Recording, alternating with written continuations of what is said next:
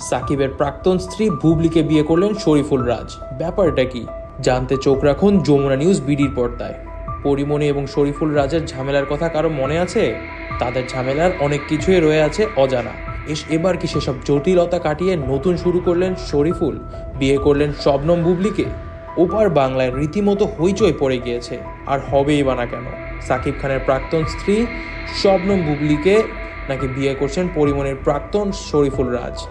এই খবর রটে যাওয়ায় তাদের অনুরাগীরা কেউ ভীষণ খুশি, কেউ কেউ একদমই খুশি নন, কেউ কেউ আবার চর্চা শুরু করে দিয়েছেন এখনই।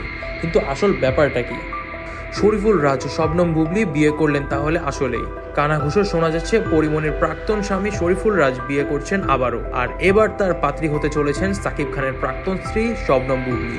তবে এই বিয়ে নিয়ে তারা আপাতত কিছুই কথা বলতে চান না, মুখে কুলু পেটে আছেন তারা। কিন্তু এই বিয়ে নিয়ে জোর সোরে চর্চা শুরু হয়ে গিয়েছে ঢালিউড প্রান্তে। হঠাৎ কিভাবে এই খবর রটল? উইকিপিডিয়ায় বুবলির স্বামীর নামের জায়গায় রাজের নাম দেখা যাচ্ছে। যে খবর রটেছে সেটা অনুযায়ী গত 13ই মে নিখা পড়েছেন তিনি। 2018 সালে শবনম বুবলিকে বিয়ে করেছিলেন সাকিব খান। তাদের সন্তান 2020 সালে জন্মগ্রহণ করেন। তারপর শোনা যায় যে তাদের সম্পর্ক নষ্ট হয়ে গিয়েছে, ছাড়াছাড়ি হয়ে গিয়েছিল সাকিব খান ও বুবলির। তারা এখন আর একসঙ্গে নেই। অন্যদিকে 2021 সালে পরিমণিকে বিয়ে করেন শরীফুল রাজ। 2022 সালে তাদের ছেলে জন্ম হয়।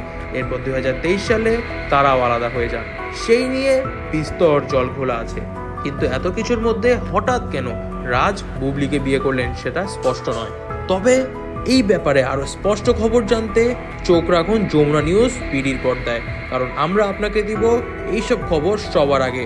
এবং আপনার দুয়ারে যেন এই খবর পৌঁছে যায় সেজন্য সাবস্ক্রাইব করুন আমাদের পেজটি, বেল বাটনে ক্লিক করে সঙ্গে থাকুন আমাদের।